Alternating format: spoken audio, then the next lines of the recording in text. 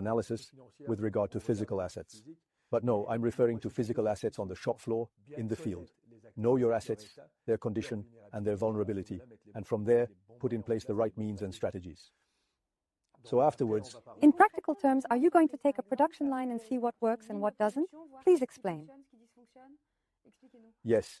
In a factory, for example, we go to a specific production line and work in partnership with the operators, the maintainers, the reliability specialists, if there are any, the analysts, the engineers, the people concerned, and together we focus on getting the best understanding of the line. We need to understand how it works. Yes. Then, we need to understand how it could malfunction and to study the associated consequences. Depending on the severity of the consequences, we can identify the ones we can't afford or the undesirable consequences. We're going to make sure we implement the right optimized strategies. Just there, we see that when we're talking about hidden costs, we're talking about a decreased performance. By doing this, we can identify many of these losses and fix their causes to improve the global performance.